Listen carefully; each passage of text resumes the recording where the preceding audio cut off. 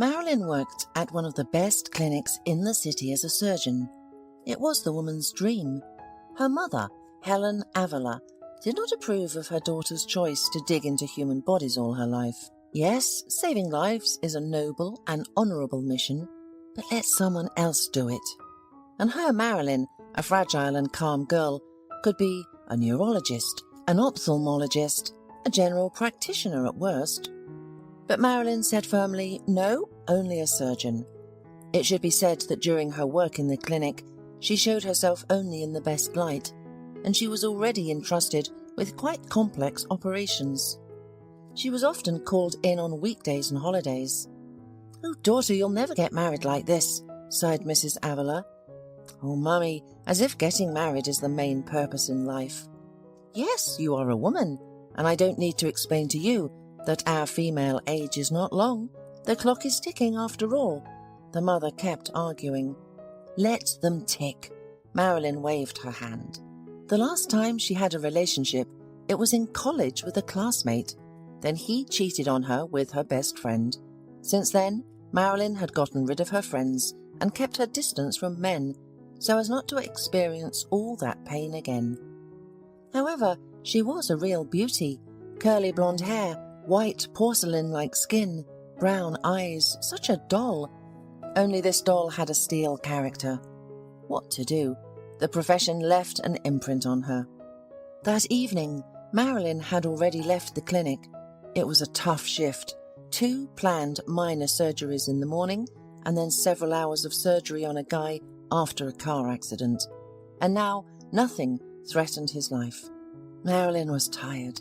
She walked along the path of the hospital park and already imagined how she would finally enter their apartment with her mother after quickly taking off boots, jacket, and taking a bath.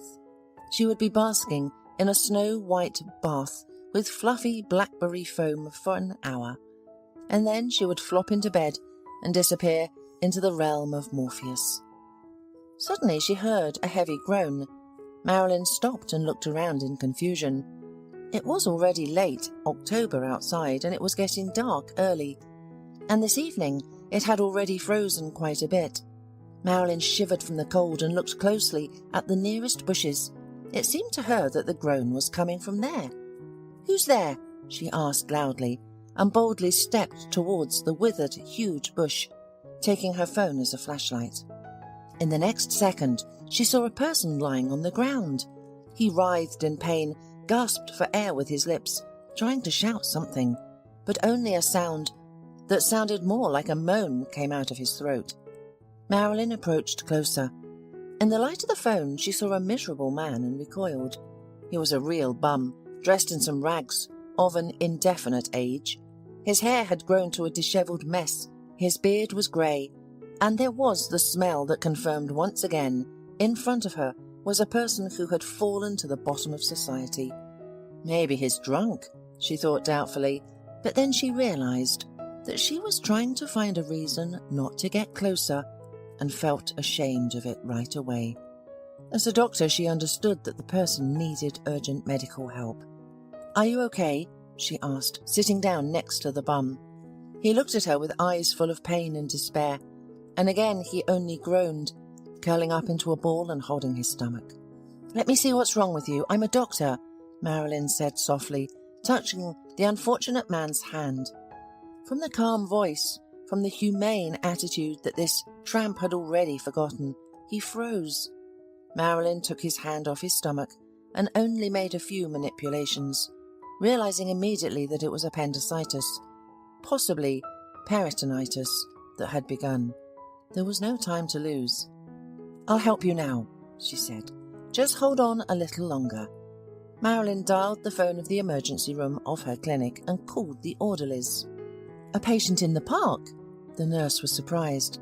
"Then you need an ambulance. We're a private clinic, not governmental, and they don't bring such people to us. The person needs emergency surgery. He may not make it to another hospital. Carrie, quickly send the orderlies to help me bring him to the clinic and prepare the operation room," Marilyn commanded the nurse. Carrie couldn't disobey the surgeon's command, and now the orderlies were running down the park path with a stretcher. Upon seeing the person Marilyn had found, the staff were stunned. "Dr. Avila, are you sure we can take him in?" one of the men doubted. "Are you suggesting we leave him here?" Marilyn objected. "But he's a homeless person, and we're an elite clinic. First and foremost, he is a human being, so take him carefully," commanded Marilyn, who knew there was not a minute to lose. The orderlies obediently did what the doctor had told them. In the reception room, everyone was shocked. The duty doctor refused to operate on the man without permission of the head doctor. Marilyn took charge and ordered the orderlies to clean the patient up and take him to the first operating room. "Your shift is over, Dr. Avila. The ambulance will take him now," the duty doctor said. "And where will they take him? To the third clinic?" "Where do they take everyone like him?" Marilyn frowned. "It takes more than an hour to get there, and he already has peritonitis. He'll die on the way." "So what? We're supposed to collect all the mud?" "We're an elite clinic. He has all sorts of infections." "Good sterilization of the operating room is all we need. It's not a problem," Marilyn retorted, and she personally rolled the homeless man on a stretcher into the processing room, and the nurses followed hesitantly. They understood that as a human being, Marilyn was right, but they wondered what the chief doctor would say about this. Dr. Cosimano had already left the clinic for the day, but they knew he would find out tomorrow. "Girls, I take full responsibility," Marilyn said, seeing the nurse's doubt. "Quickly, get him ready. I'm going to the operating room." The elderly anesthesiologist said nothing. He was still of the old school, and everyone was equal on the operating table for him. He approved of Marilyn's actions and tried not to think about the chief doctor's reaction, but he had no doubt that there would be a scandal tomorrow. The operation was successful, though not without difficulties. "You made the right decision, Marilyn," the anesthesiologist told her. "The old man would have died if you had sent him to another hospital." "That's what I thought," Marilyn nodded. "But get ready, you'll be having a hard day tomorrow," the anesthesiologist warned. "What? Is our Dr. Cosimano not a human being?" Marilyn shrugged. "He's a businessman first. Who's going to pay for this homeless man? He doesn't even have any documents," the anesthesiologist reminded her. "Oh my God, let him lie for a couple of days. Then we'll transfer him to another clinic." "Oh girl, you're so naive," said an old doctor, shaking his head. But Marilyn was sure that the chief doctor would understand her. She didn't get home until late at night. What kind of bath with blackberry foam could she have here? She barely washed herself up, made it to the bed, and collapsed onto the pillow, sinking into a deep sleep. The next morning, the chief doctor called and yelled at her that she had created unsanitary conditions and violated the rules of the clinic. "What am I supposed to do now? Close the clinic for quarantine?" Dr. Cosimano shouted. "Why quarantine? We've taken all the express tests from him, an X-ray. Everything's fine with him," Marilyn replied calmly. "Dr. Cosimano, he would have died if I hadn't performed the emergency operation." "So what? Who is he to you? Your father, brother, husband, or uncle? This homeless old man has long since died for society," the chief doctor raged. "Dr. Cosimano, excuse me, but you're not reasoning like a doctor," Marilyn dared to say. "How dare you talk back to me?" the chief doctor shouted. "You're fired. The courier will deliver your papers and forget about the money. All your earnings will go to cover the clinic's losses." "What losses?" Marilyn bitterly smiled, her hands trembling with indignation. "For the clinic's sterilization," the chief doctor bellowed, then hung up. After the conversation, Marilyn was beside herself. She didn't even feel the tears running down her face. She just stood by the window, and the tears flowed. "Daughter, are you crying?" Mrs. Avila approached Marilyn cautiously. "What was the conversation about?" "The chief doctor called," Marilyn said, wiping away her tears. "Mum, I was fired." Then she told the whole story while her mother listened and shook her head. "Lord, what times we live in. We now have people and not people. And there are inhumane people as well, Marilyn replied, calming down. Like Dr. Cosimano, for them only status and money matter, and human life is worth nothing. Don't worry, daughter, her mother comforted Marilyn with a hug. You did everything right. I'm sure someone up there is watching all of this very carefully. It will be credited to you. Credited, Marilyn said, smiling sadly. But now I am unemployed. How will I live? I have to find a new job, although I'm not certain that Dr. Cosimano won't put me on a blacklist, and no one will hire me after that. Well, damn them, Mrs. Avila waved her hand. You can become a pharmaceutical representative. They earn pretty well. But I'm a surgeon, Mum. I'm used to saving people, not pushing unknown pills on them, although maybe you're right. Well, we'll see. Meanwhile, Dr. Cosimano had already called other clinics and warned his colleagues not to hire Marilyn under any circumstances. At that moment, his alarmed secretary knocked on his door. Dr. Cosimano, we're having an inspection, she whispered frantically. My friend works at the Ministry of Health. She called to warn us that they're coming unexpectedly. Damn it, Dr. Cosimano exclaimed. Everything is not good. Has that bum already been taken away? No, they're waiting for the ambulance. When will it arrive? He dialed the phone number of the head of the therapeutic department, shouted at him, and ordered to get rid of the homeless man. Even if you throw him under a bush, I don't care, the chief doctor shouted.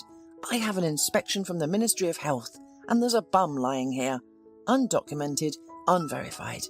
Take him to the far end of the park. Let the ambulance pick him up from there. The unfortunate patient was being taken out when people from the Ministry of Health appeared in the doorway.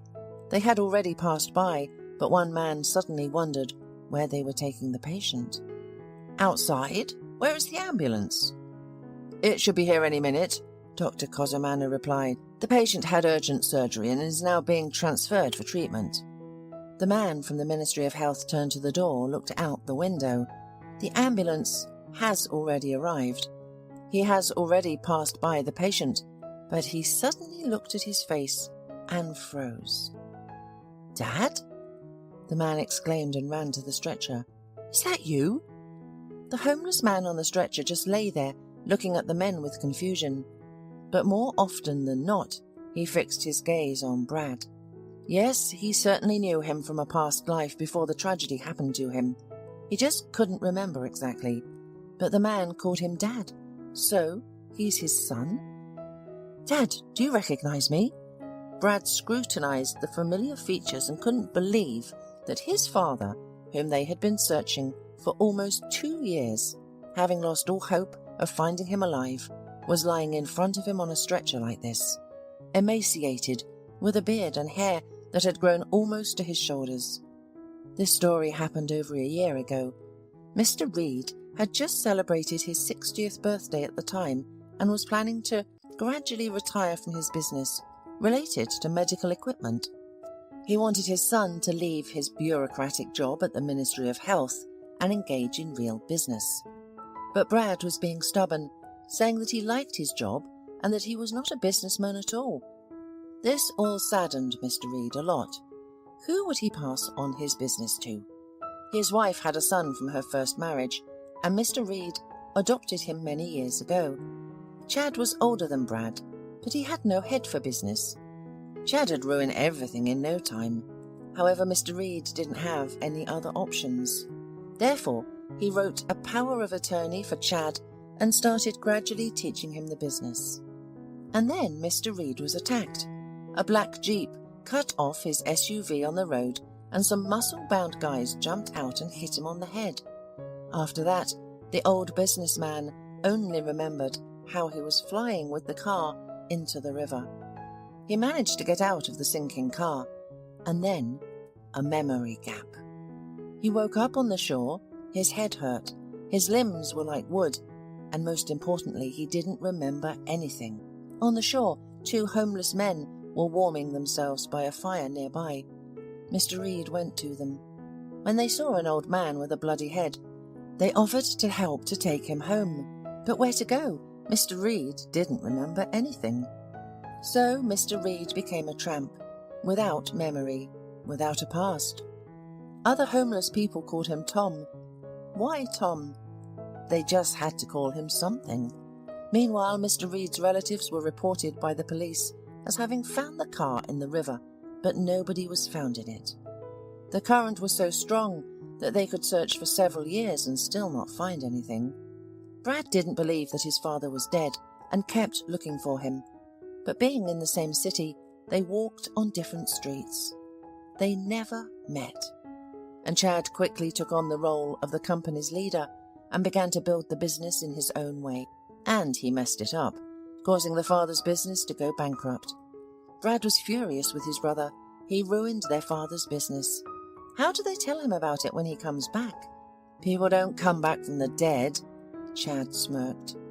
And yet Mr. Reed came back. Yes, that was him lying on the couch. Brad immediately ordered that his father be taken to a ward and provided with the best care. No one argued with him. The chief physician now only gave orders, what and how to do. Brad did not care why his father was going to be transferred to another clinic. He was worried about other thoughts. How to restore his father's memory. It was clear that he had amnesia. But then he accidentally overheard a conversation between two nurses. He was standing in the sanitation room, and the girls were chatting in the corridor.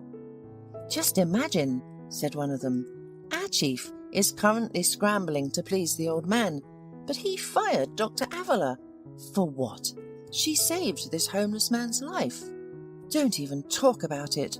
Poor doctor. Such a capable doctor. Her hands are golden," added the second nurse. "Injustice was, is, and will be.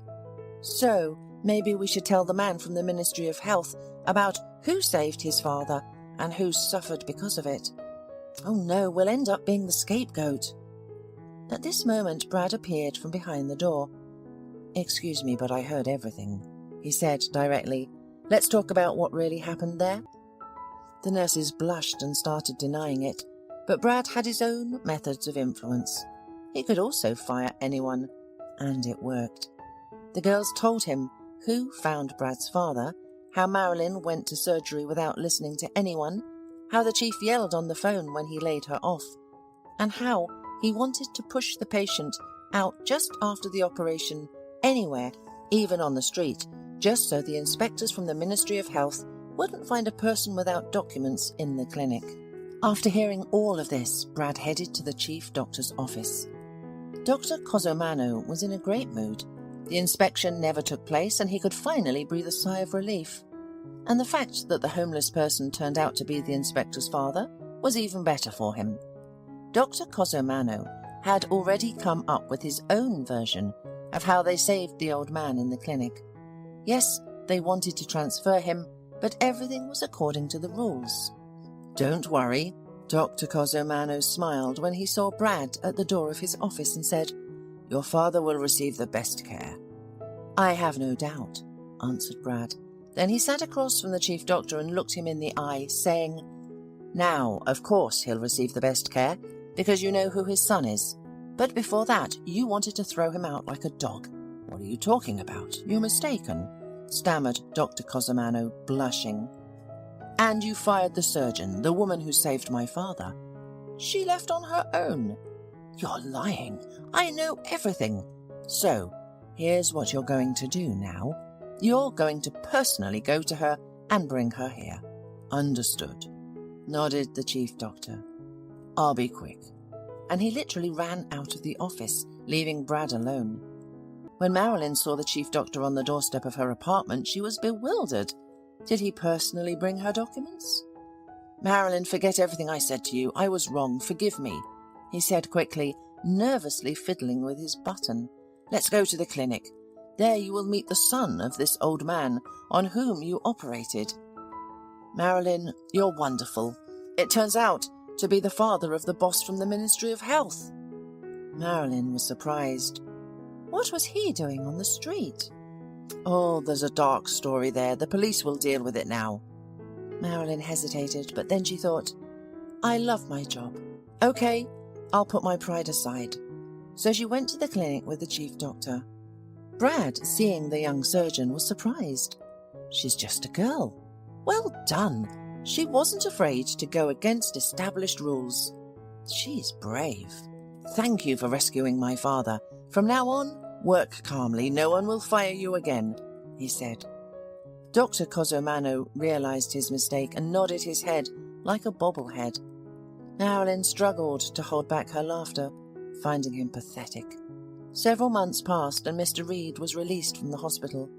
Marilyn continued working at the clinic, and the incident was soon forgotten.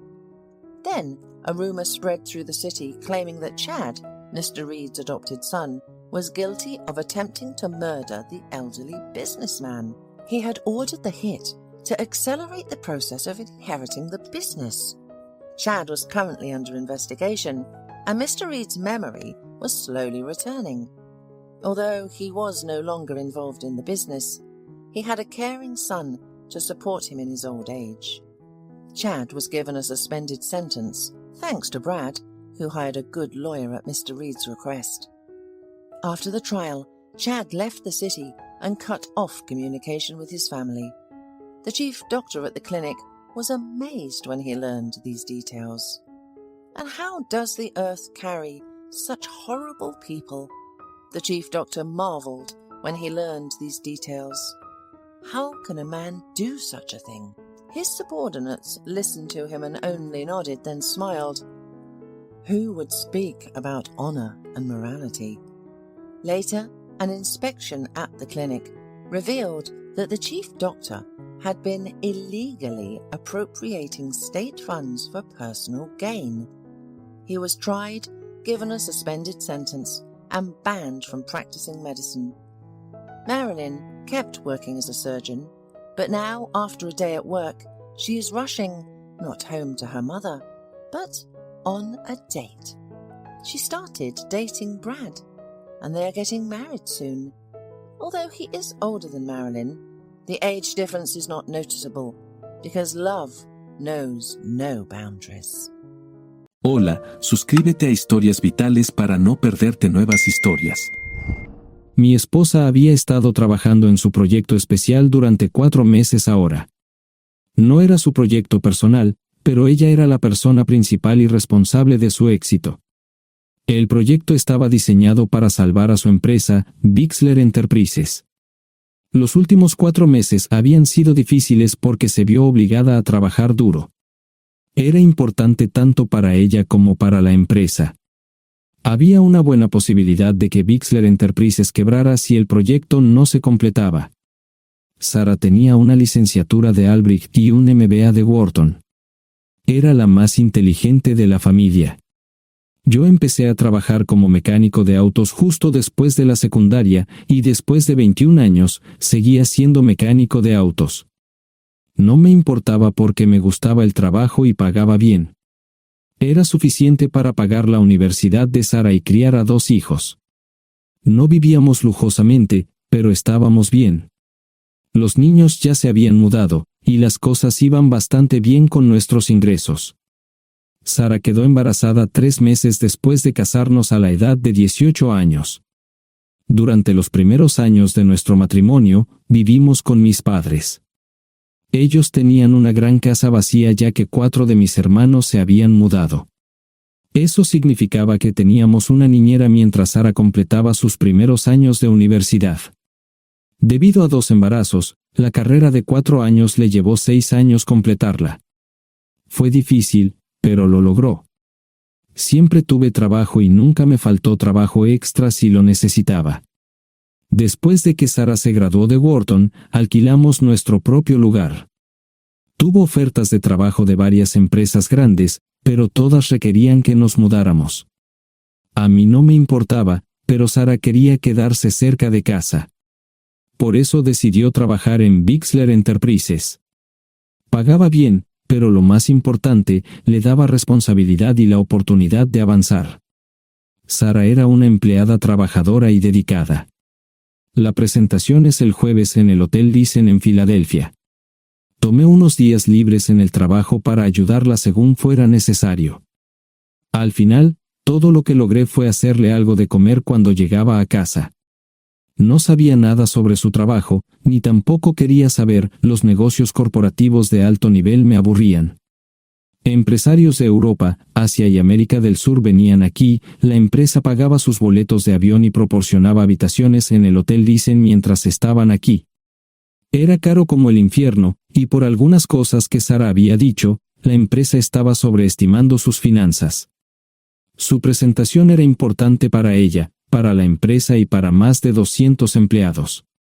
Hasta el martes por la noche, todo iba bien.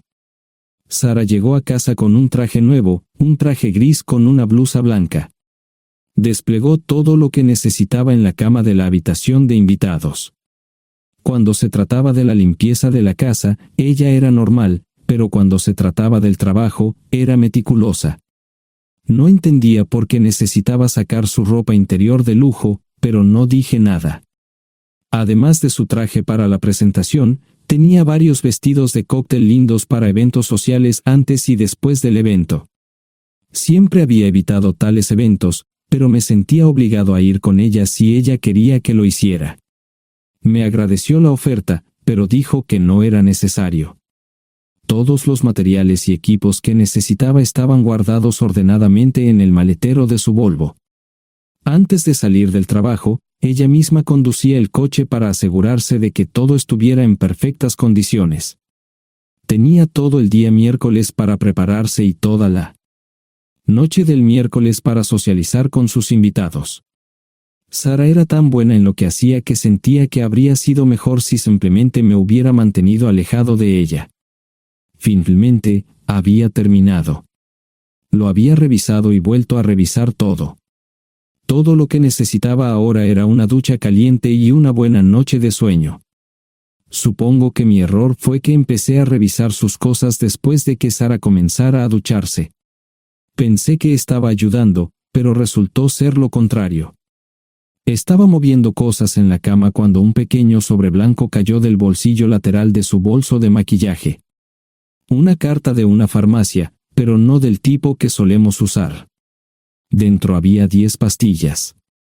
No tenía idea de qué era, Pren, y las instrucciones eran confusas. Si es necesario, tomar una pastilla y luego una segunda pastilla 12 horas después.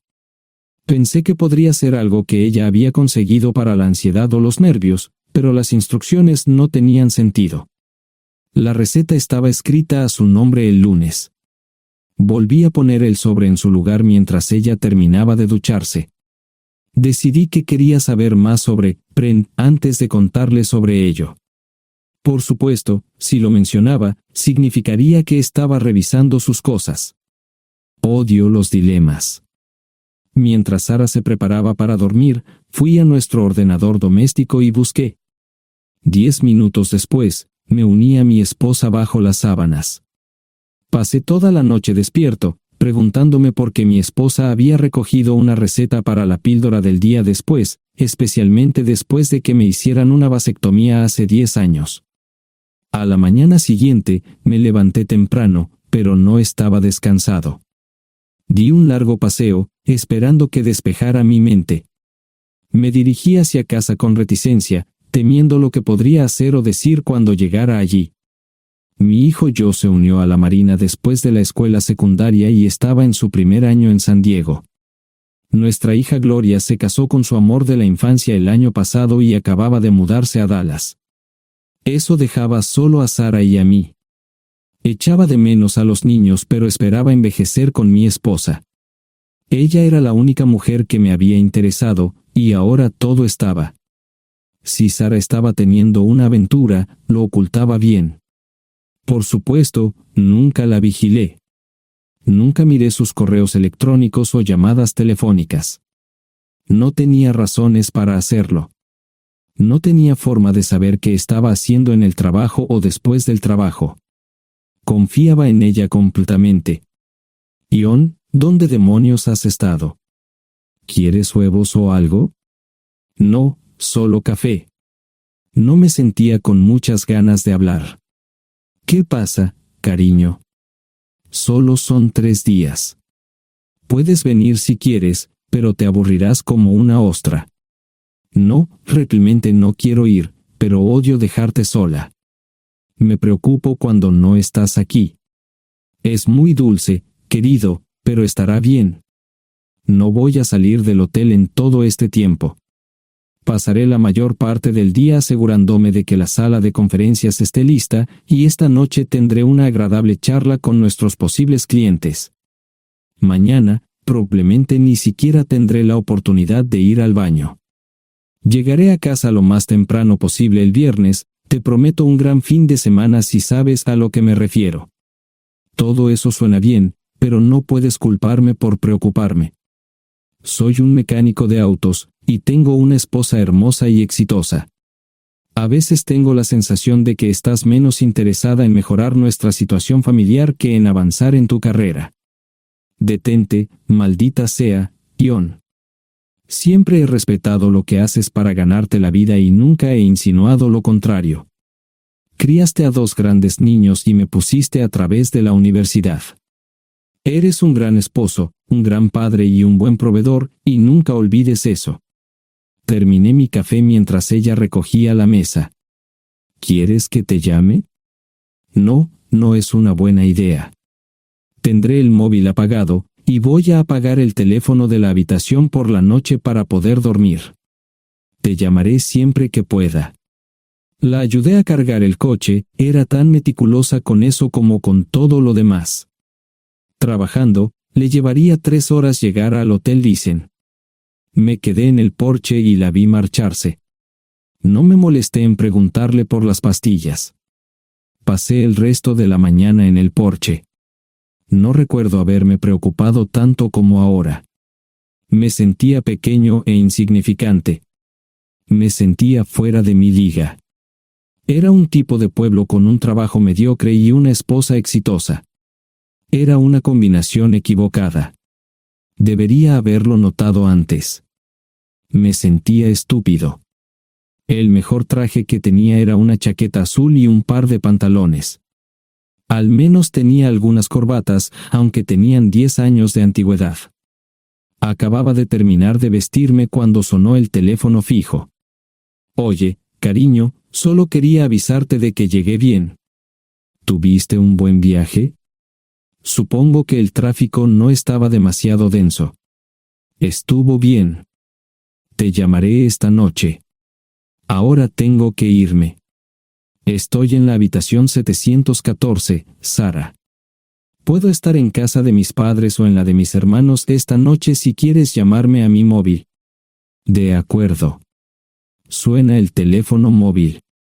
Te quiero, tengo que irme. Me tomé mi tiempo para llegar a Filadelfia. No fui directo al Lysen, primero me detuve y compré un filete con queso. Prometí hacer una larga noche. No estaba seguro de qué iba a hacer. Estacioné en el garaje del hotel y simplemente esperé. Tarde o temprano, tenía que entrar en el hotel. Simplemente no podía decidir cuándo hacerlo. El sonido de mi teléfono celular me ayudó a tomar mi decisión. Ion, solo quería avisarte de que todo se ha arreglado. Ahora voy a bajar para encontrarme con algunas personas y cenar. No olvidaste nada, ¿verdad? No, todo está bien. Tengo todo en mi habitación para mañana. ¿Necesitas algo? No, Ion, relájate. Voy a apagar mi teléfono. Te llamaré mañana por la mañana. ¿De acuerdo? Ríe, diviértete. No es divertido, Ion, es trabajo. No parecía estar demasiado fuera de lugar. El vestíbulo, el restaurante y las salas de conferencias estaban llenos de gente, así que pude pasar desapercibido. Había un folleto pequeño y bonito que mostraba el diseño de todas las habitaciones del hotel. Me paseé por las diferentes habitaciones y me detuve en las paredes, mirando alrededor entre la multitud. No tenía ni idea de qué haría si Sara me veía. Lo averiguaría si y cuando eso sucediera. Encontré un tablero de eventos que enumeraba todas las habitaciones que estaban siendo utilizadas por los diversos grupos. Bixler Enterprises no tenía habitaciones disponibles para el miércoles por la noche. Esto me pareció interesante. Sara había dicho que no iba a salir del hotel, pero ahora no estaba tan seguro de eso. Había 3 comedores, familiar, informal y de alta cocina. A Sara no le gustaba mucho cenar con niños, así que fui primero al comedor informal. Solo me llevó 5 minutos asegurarme de que no estaba allí. Tuve mejor suerte en el salón gourmet, era una acogedora mesita encajada en la esquina, el tipo de mesa que la gente reserva para tener un encuentro privado. Sara llevaba un vestido de cóctel negro con un escote pronunciado y perlas, se veía elegante y su acompañante parecía apreciarlo. Conocía a algunas personas con las que trabajaba Sara, y él no era una de ellas. Me resultaba familiar, pero no había forma de que pudiera recordarlo. Había muchas sillas libres, así que no tuve problemas para cruzar la sala. Había velas y pequeños candelabros de cristal en las mesas. Apagué la mía y le dije al camarero que me molestaba por el glaucoma. Pedí el plato de pollo de siempre y me acomodé. El camarero me sirvió el café por 3ª vez. Disculpe, el tipo en la mesa de enfrente me parece muy familiar. ¿Sabes quién es? Sí, ese es Malcolm Eugene Foote. Es miembro del Consejo Municipal, se espera que se postule para el Congreso en los próximos años. ¿Es esa su esposa con él? Es muy bonita. No, esta es la primera vez que la veo. Siempre usa esa mesa para señoras especiales, si me entiende. Simplemente le sonreí y pedí la cuenta. Nunca había visto a Sara tan sensual con un hombre antes. Parecía captar cada palabra que decía, como si fuera Dios o algo así. No estaban haciendo nada inapropiado, pero tampoco era platónico ni profesional. Cuando me fui, estaban terminando su 2ª botella de vino. Ahora entendía por qué se había llevado su lencería elegante. Me acomodé en una esquina del vestíbulo para que no me vieran. 10 minutos después, salieron del restaurante. Ella le tomaba la mano mientras caminaban por el vestíbulo hacia el ascensor.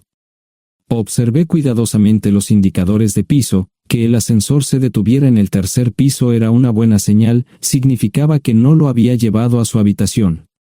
Era una mala señal cuando el ascensor no llegaba al 7º piso, significaba que ella fue a su habitación. Por si acaso me equivocaba en algo, me senté en el vestíbulo y observé el ascensor durante 1 hora. La gente entraba y salía, pero Sara no estaba entre ellos.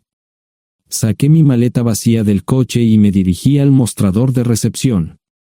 Aunque podía demostrar que era su esposo, me costó trabajo conseguir una tarjeta llave. Se dieron después de llamar a la habitación, pero nadie respondió. Finalmente, estaba en camino a la habitación 714 con la tarjeta llave. Ni siquiera encendí las luces al principio, simplemente me senté en la oscuridad de la habitación durante más de 1 hora. No fue difícil asegurarme de que no regresara a la habitación. Primero, empacé todas sus ropas y pertenencias personales. No dejé nada atrás. Revisé el paquete de Preven, todavía quedaban 10 pastillas en el tocador.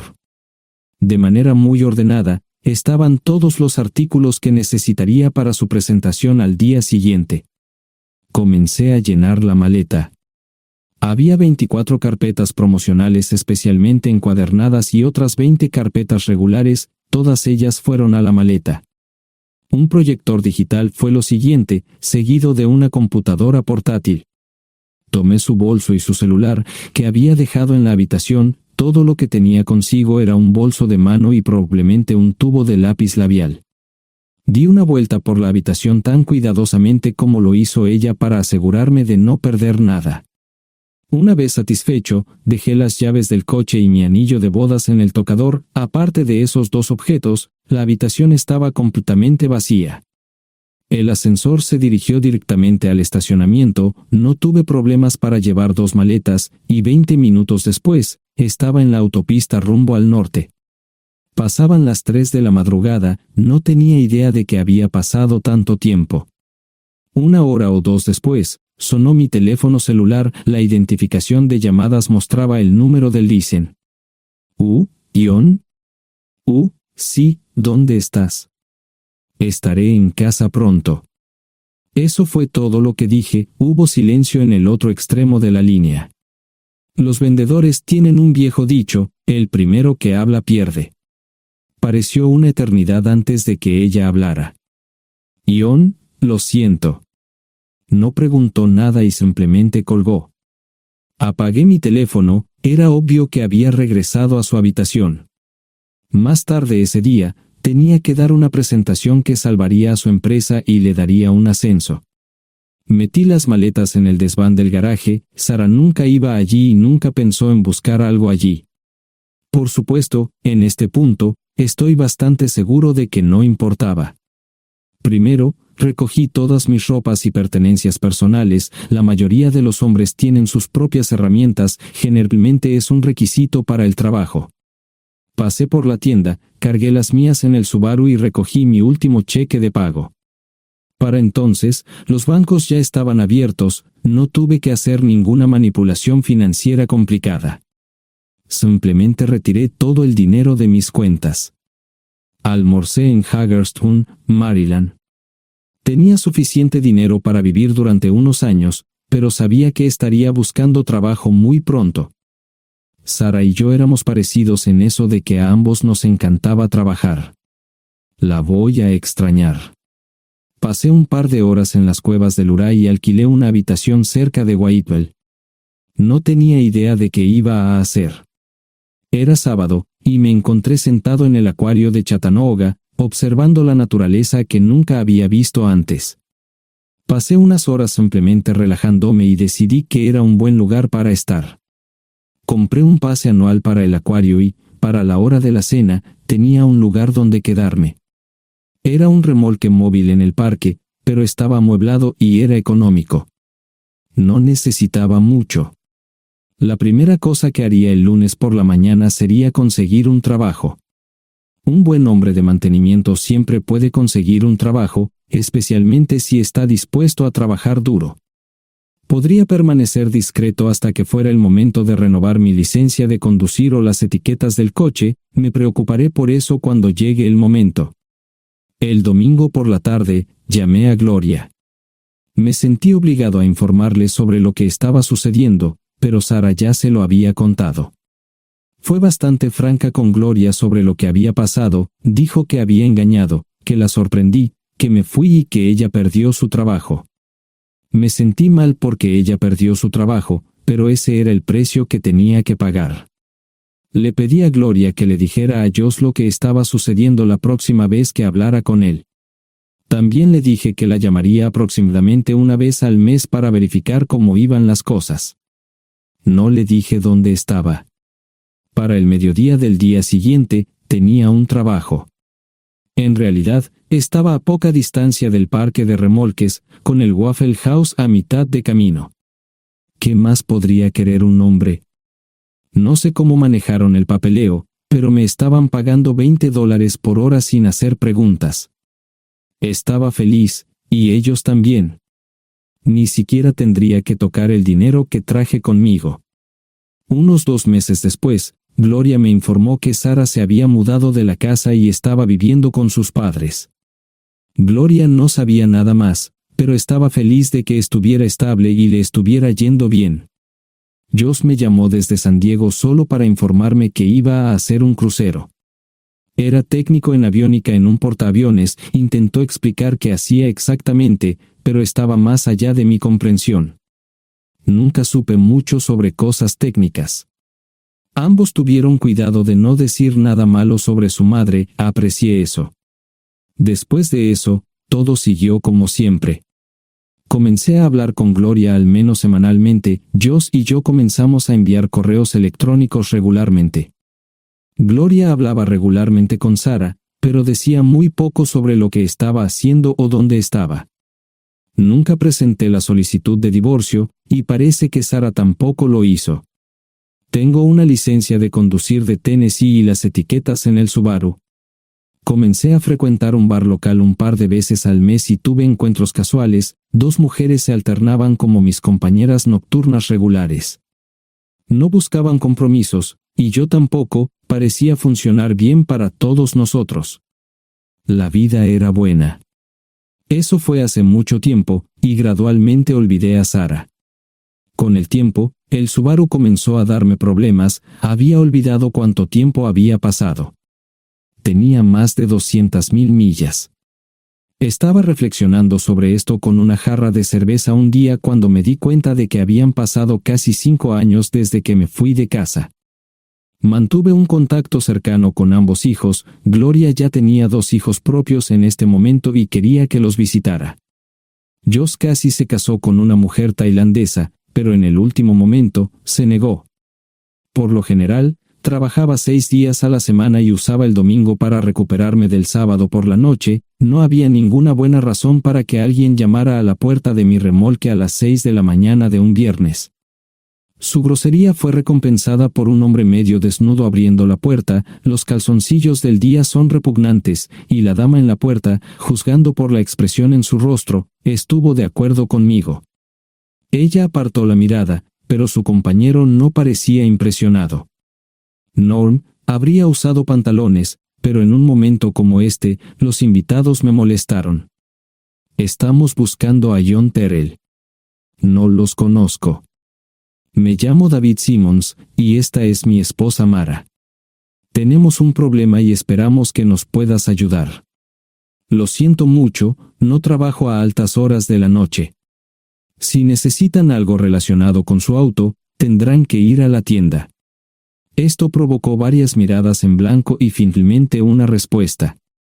No tiene nada que ver con tu trabajo, es más un problema personal. ¿Podemos entrar? El interior del remolque lucía desordenado, rara vez tenía invitados, así que rara vez lo limpiaba. Incluso mis novias insistían en que fuéramos a su lugar. Hagan como en su casa, déjenme ponerme los pantalones enseguida. Al entrar en el dormitorio, dejé la puerta abierta solo para mostrarles lo hospitalario que soy. También me puse una camisa. ¿Les gustaría tomar café? Solo tomará unos 10 minutos. Aparté algunas cosas del sofá para que pudieran sentarse. No hubo respuesta a la pregunta del café. Tenemos una hija adoptiva de 4 años y otra de 2 que necesita un trasplante de médula ósea, y esperamos que nos puedas ayudar. Estamos dispuestos a pagarte si es necesario. ¿Con mi médula ósea? No, queremos usarla y estamos dispuestos a compensarte por cualquier inconveniente. Creo que quieren comprarla. Estaba actuando como un listillo, y de repente me di cuenta de ello. Estas personas eran serias, tenían un problema real y estaban buscando ayuda. Lo siento mucho, no quise interrumpir. Por favor, continúen. Nuestra mejor oportunidad de encontrar un donante es un familiar cercano. Eres nuestra mejor esperanza. Mira esto. No quiero ser un grosero, pero creo que se equivocaron de persona. ¿Cuándo nació su hija? Cumplirá 5 años en julio. Marcia Simmons habló por primera vez, y sonó sincera. Odio ser el portador de malas noticias, pero me hice una vasectomía hace 15 años. No hay forma de que pueda ser su padre. ¿Por qué tu nombre estaba en el certificado de nacimiento? No puedo responder eso, tal vez deberían preguntarle a su madre. Esa afirmación fue recibida con silencio. Sentí pena por estas personas, pero no sabía cómo ayudarles. ¿Cuál es el nombre de la madre? Sarah Lise Terrell. No encontraba las palabras. Tal vez no debería haber tomado esas malditas pastillas de ella, por supuesto, entonces esas personas no tendrían una hija en absoluto. Todo lo que pensaba que había superado el dolor, y aquí está de nuevo, viejos recuerdos de mi esposa teniendo relaciones sexuales con ese maldito político de Filadelfia. Estaba empezando a olvidarlo todo, y ahora estaba de vuelta. Maldita sea. Ahora entiendo y pido disculpas por mi grosería e insensibilidad. Haré todo lo que esté en mi poder para ayudarles. En primer lugar, porque no puede Sara hacerse un trasplante de médula ósea. Médicamente, no puede. ¿Por qué no? Es madre, tiene que ser una donante adecuada. Ella es una donante adecuada, pero está demasiado enferma. Los médicos se negaron siquiera a considerar utilizarla. ¿Enferma de qué? Está muriendo de insuficiencia hepática. Le quedan menos de 6 meses de vida. Esto no tiene sentido. Siempre ha estado perfectamente sana. Además, no creo que un hígado enfermo le impida donar médula ósea. El hospital no aceptará su firma en el formulario de consentimiento. ¿Estás diciendo que hay algo mal en su cabeza? Ambos me miraron en silencio, sabían la respuesta, pero no querían decirlo. En ese momento, no quería que se sintieran aún más incómodos. Hace 10 minutos, no me importaban, pero ahora sentía que tenía que protegerlos y ayudarlos. ¿Cómo sucedió esto? ¿Podría alguno de mis hijos ayudar?